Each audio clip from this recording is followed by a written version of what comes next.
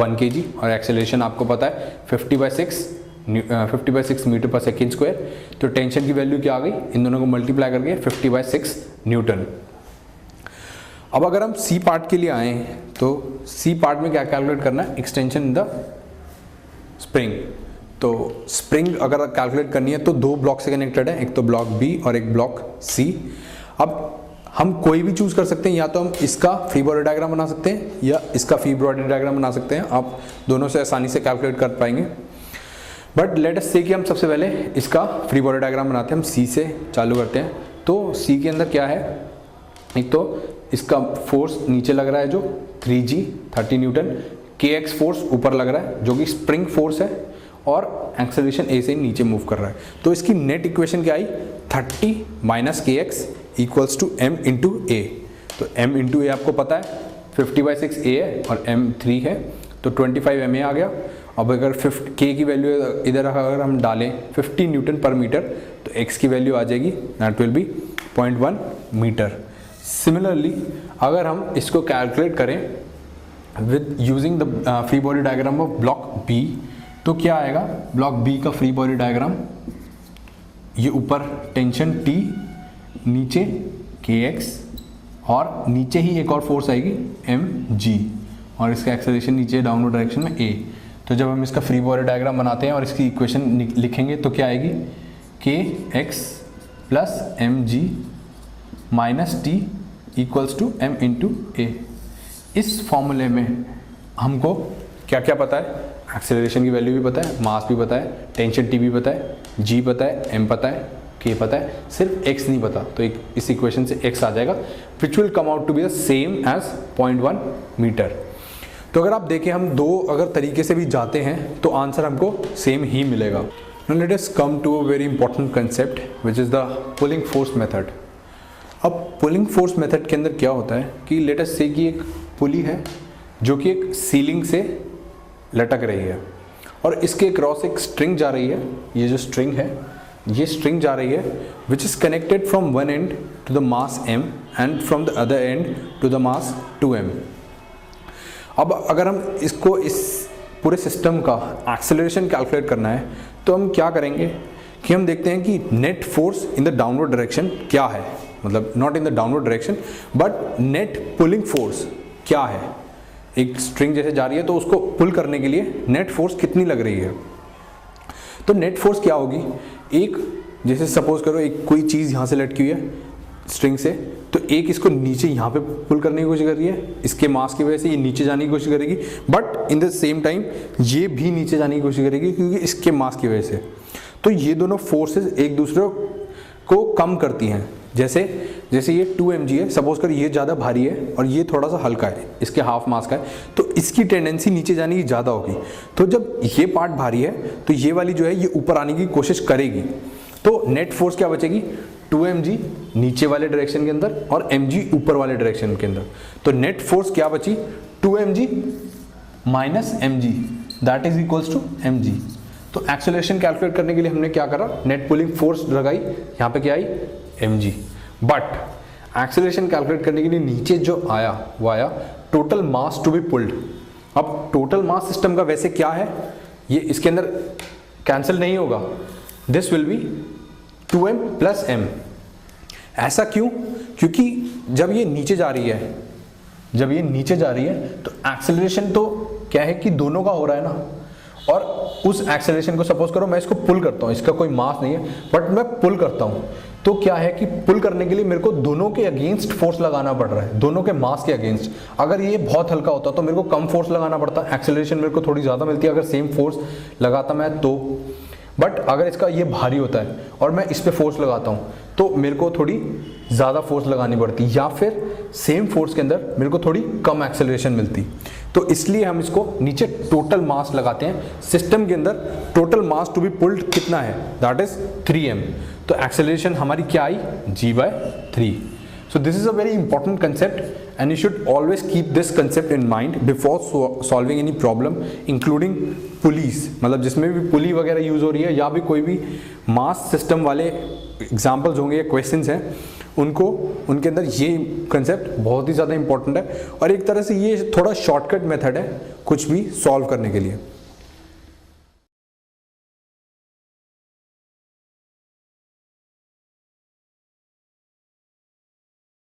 Now let us come to a very important concept which is pseudo force। ये जो concept है this is very confusing, तो इसको थोड़ा ध्यान से और थोड़ा कंसंट्रेशन से समझने की कोशिश करें। सूडो फोर्स का कंसेप्ट कहाँ से आता है? लेट अस डिफाइन कि दो फ्रेम होते हैं, एक इनर्शियल फ्रेम और एक नॉन इनर्शियल फ्रेम। अभी इनर्शियल और नॉन इनर्शियल फ्रेम क्या होते हैं? लेट अस से कि एक एलिवेटर है यानी कि एक लिफ्ट है। लिफ्ट के अंदर सपोज करो एक मास पड़ा है m का और इसके ऊपर एक ये ऊपर की एक्सेलरेशन a0 से मूव कर रहा है ये पूरा एलिवेटर।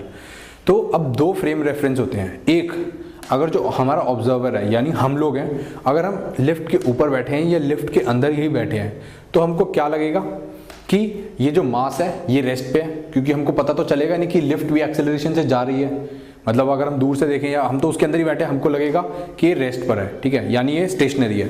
लेकिन अगर हम इसको ग्राउंड के रिस्पेक्ट में देखें, अगर हम बाहर खड़े होकर देखें तो हमको क्या लगेगा कि ये जो मास m है ये a एक्सेलरेशन से a0 एक्सेलरेशन से ऊपर मूव कर रहा है।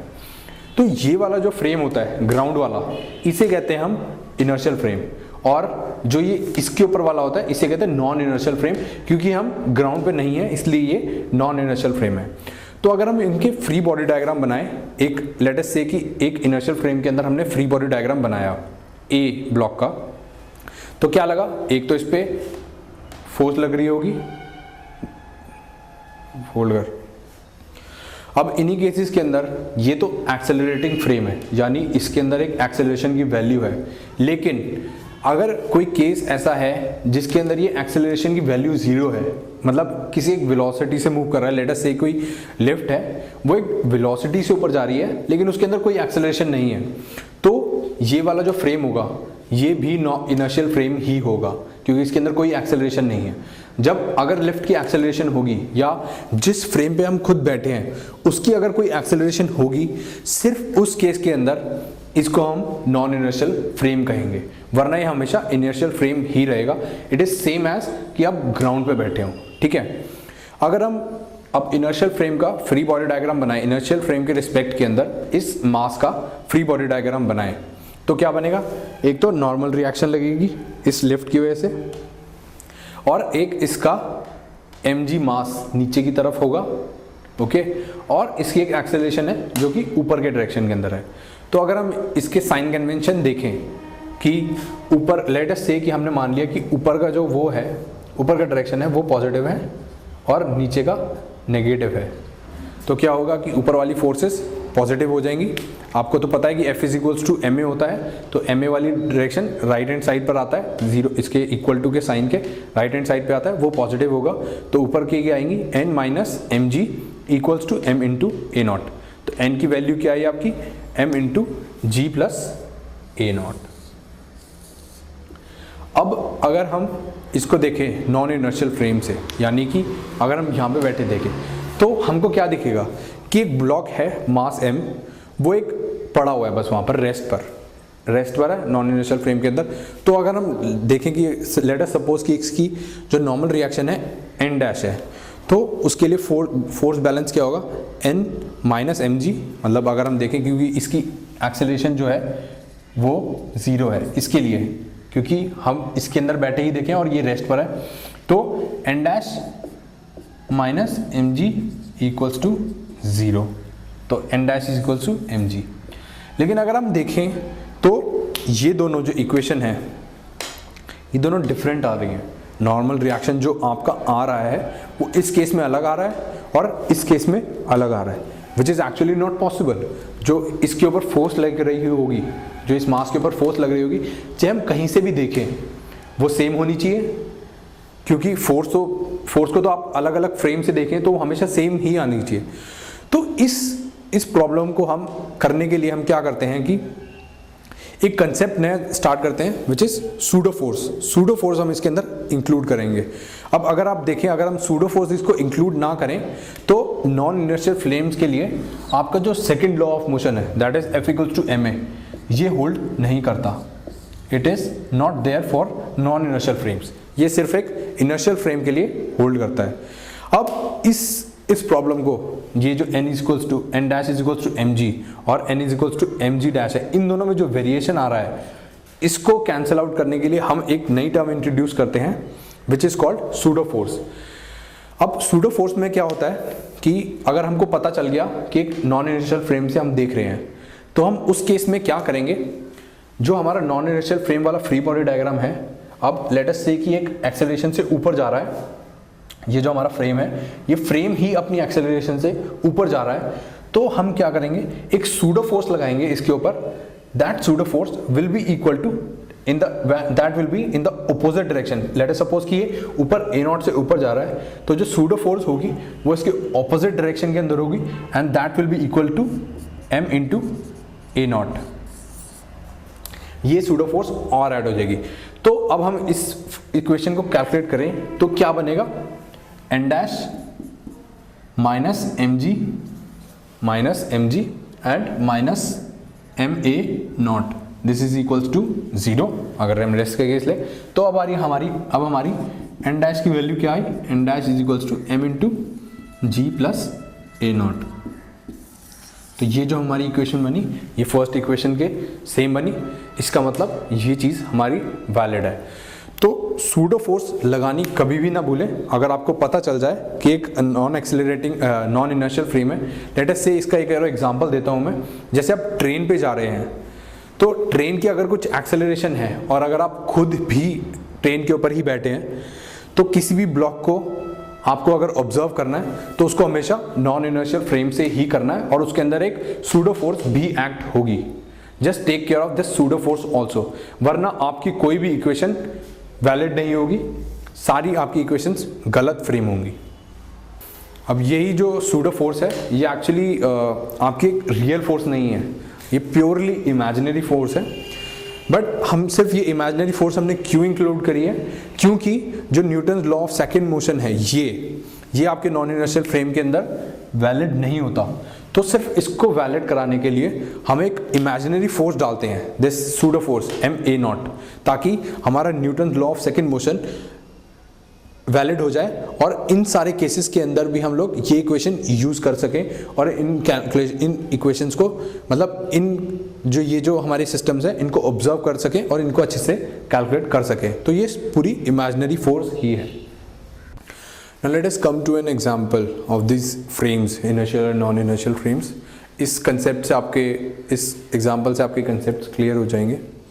तो अगर हम देखें कि एक लेट अस से कि एक वेज पड़ा है, वेज मतलब एक ब्लॉक है जो जिसकी एक साइड है ना एक थीटा एंगल बना रही है हॉरिजॉन्टल से, तो उसके लिए क्या होता है कि उसके ऊपर एक ब्लॉक रखा है हमने मास m का और उसके ऊपर एक फोर्स लगाई इस डायरेक्शन के अंदर, और ये फोर्स ऐसे लगाई है कि जो ये ब्लॉक है मास m का ये स्टेशनरी रहे with respect to the wedge.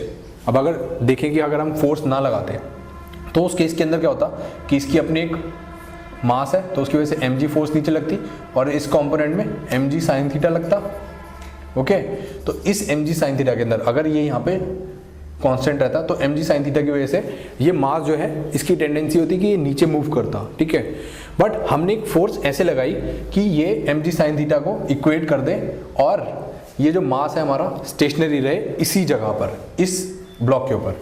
तो जब हम इस वेज के ऊपर एक फोर्स लगाएंगे तो लेट अस से कि ये पूरा एक सिस्टम है, ये जो पूरा है ये पूरा एक सिस्टम है ये। तो इस सिस्टम के अंदर क्या है कि जब हम फोर्स लगाते हैं तो इस पूरे सिस्टम की acceleration in the forward direction वो क्या आएगी, A is equals to net force, जो पूरे सिस्टम पे नेट फोर्स लग रही है F upon m plus m, total mass of the system. इस टोटल सिस्टम के अंदर मास कितना है m और m, तो A is equals to m F upon m plus m। Now let us observe this mass from this frames, non-inertial and inertial frames.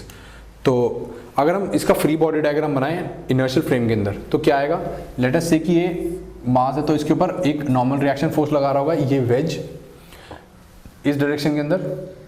अब अगर हम इसको रिजॉल्व करें वर्टिकल और हॉरिजॉन्टल डायरेक्शन के अंदर तो क्या आएगा, ये एंगल 9, ये थीटा हो गया, ये 90 माइनस थीटा, ये 90 this angle will be theta, तो ये आया n cos थीटा, और ये इस डायरेक्शन के अंदर आया n sin थीटा, ठीक है।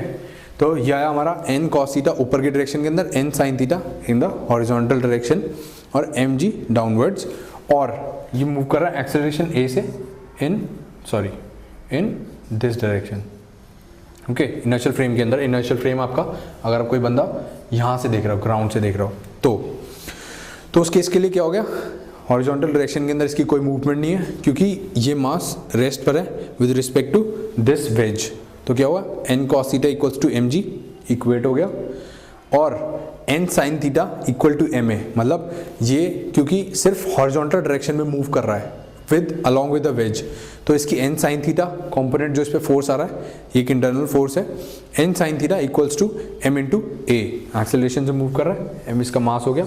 अब हम अगर इन दोनों इक्वेशन को 1 और 2 को एक दूसरे से डिवाइड करें तो क्या आएगा, a equal to g tan theta, और a की वैल्यू अगर हम यहाँ पे डालें तो हमको f की वैल्यू मिल जाएगी।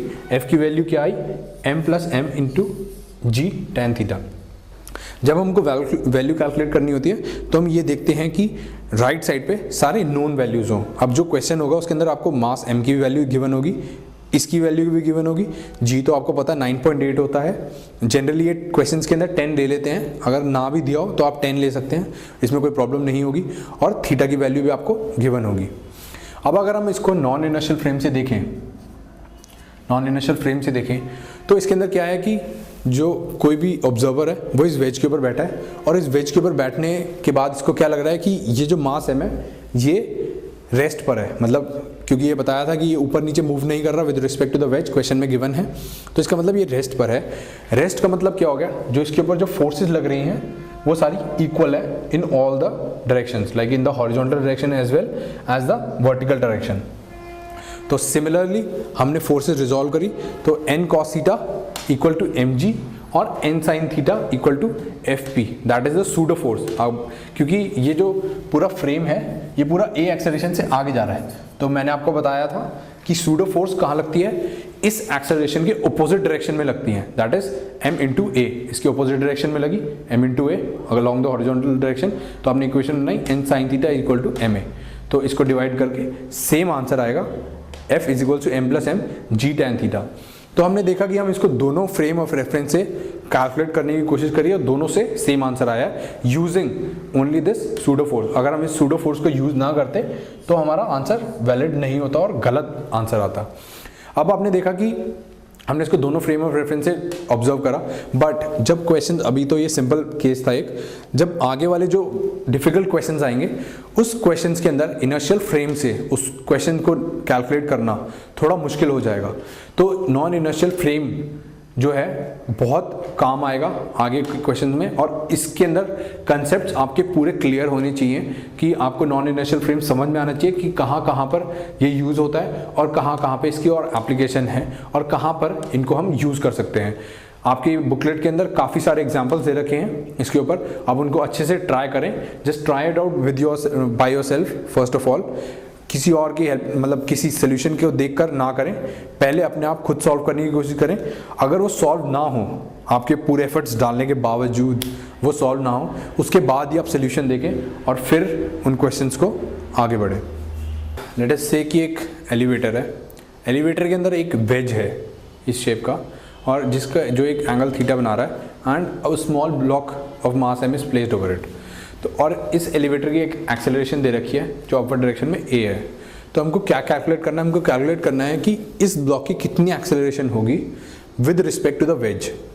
अब अगर हम देखें कि हमको with respect to the wedge पूछा है, this term is very important. इसका मतलब क्या है कि हमको जो एक्सेलरेशन कैलकुलेट करनी है वो directly non inertial frame use करके कैलकुलेट करनी है। ओके, नॉन इनर्शियल फ्रेम, ये सीधा सीधा क्वेश्चन के अंदर आपको ये देता है कि आपको नॉन इनर्शियल फ्रेम यूज करना है, सीधा ये एक हिंट है। ओके, तो अगर हम नॉन इनर्शियल फ्रेम के अंदर आए तो इसके अंदर अगर इसका FBD बनाएं तो क्या होगा, इस ब्लॉक का जैसे ये बना रखा है, ये जो देखें आप, तो इसके अंदर क्या है, एक नॉर्मल रिएक्शन फोर्स लग रही है इसके ऊपर और एक mg लग रही है plus the pseudo force FP।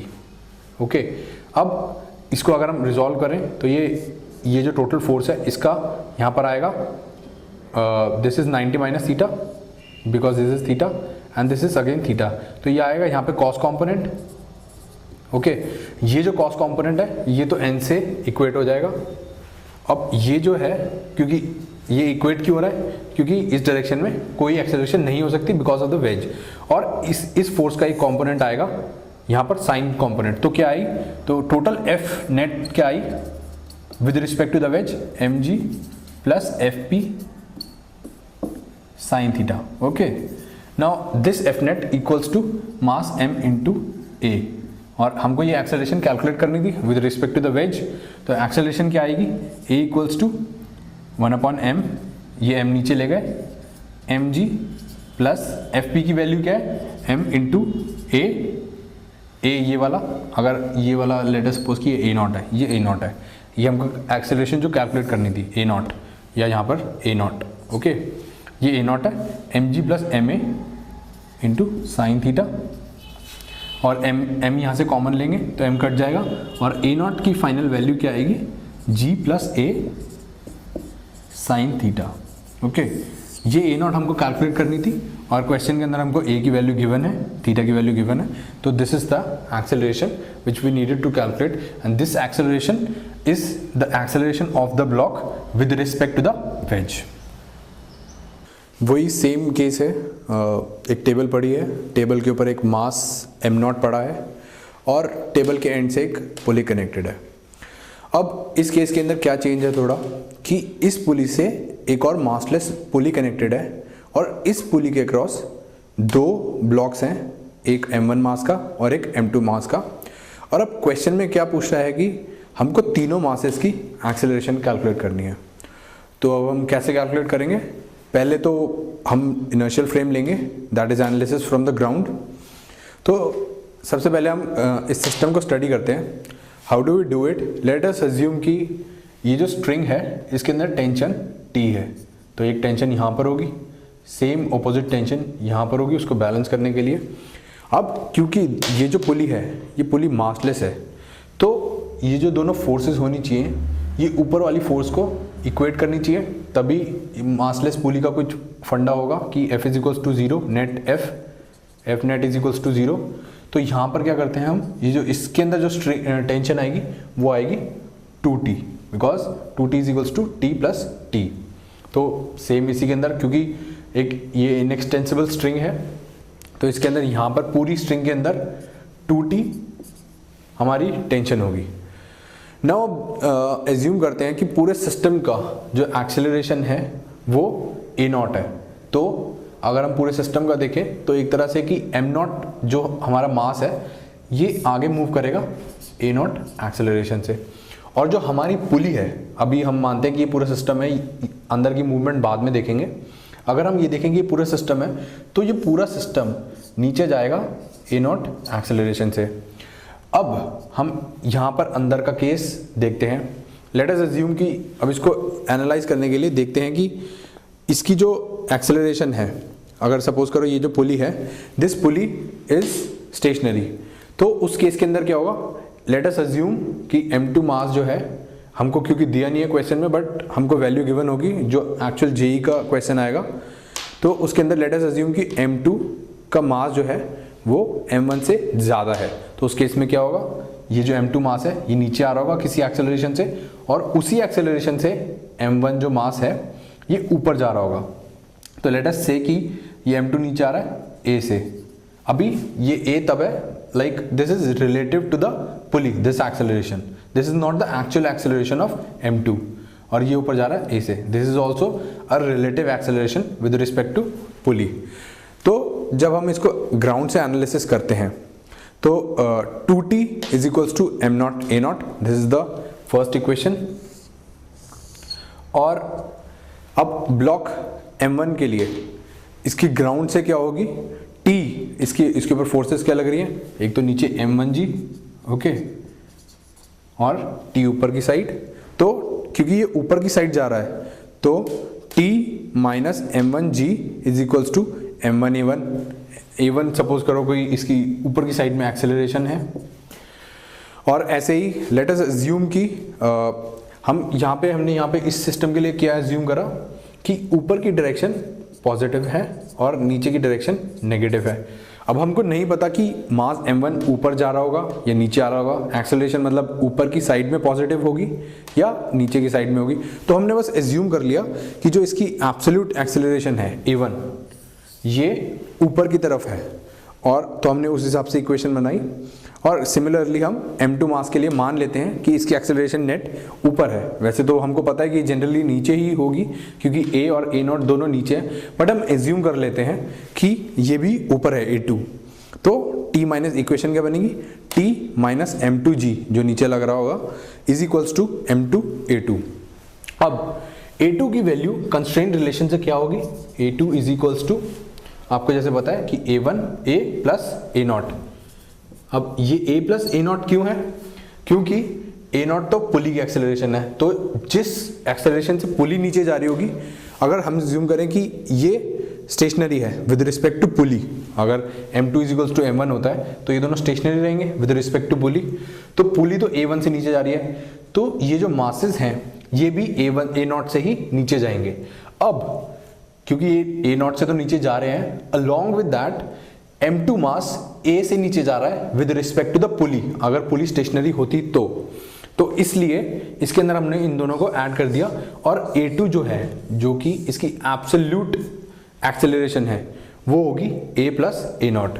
अब ऐसे ही अगर हम a1 को कैलकुलेट करें तो a1 क्या होगी, a1 क्योंकि ऊपर की डायरेक्शन के अंदर है, ये यहाँ पे a2 जो हमने क्योंकि पॉजिटिव ऊपर की डायरेक्शन में लिया था और ये दोनों नेगेटिव नीचे की डायरेक्शन के अंदर है, तो यहाँ पर आएगा एक नेगेटिव साइन क्योंकि ये नीचे की तरफ ये ऊपर की तरफ है, डायरेक्शन अपोजिट है। अब ऐसे ही अगर हम a1 देखें तो a1 की वैल्यू क्या होगी, a1 ऊपर की डायरेक्शन में थी, तो ऊपर की डायरेक्शन वाली कौन सी है, a माइनस a0। अब ये 4 और 5 हो गई।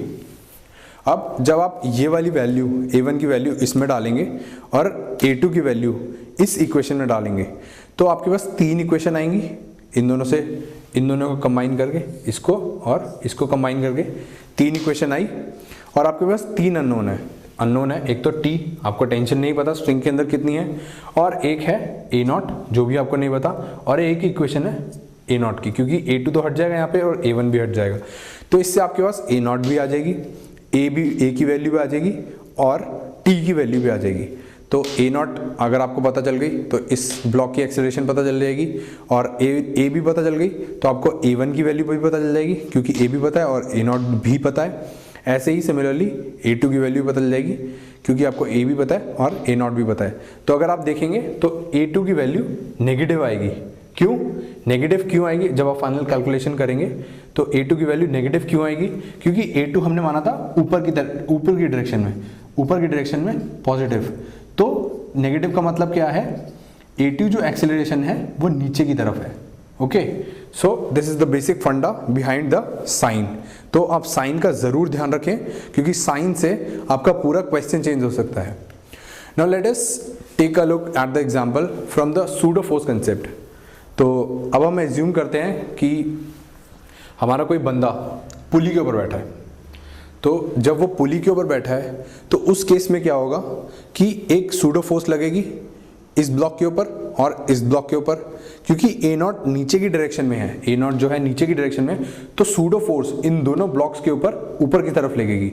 अब a0 सूडो फोर्स क्यों लग रही है, क्योंकि अगर हमारा ऑब्जर्वर इसके ऊपर बैठा है और ये फ्रेम हो गया तो उसके लिए ये फ्रेम हो गया, ये फ्रेम खुद ही a0 से नीचे जा रहा है, तो उसके ऊपर एक इन ब्लॉक्स के ऊपर जिन ब्लॉक्स को वो ऑब्जर्व कर रहा है उन ब्लॉक्स के ऊपर एक सूडो फोर्स लगेगी।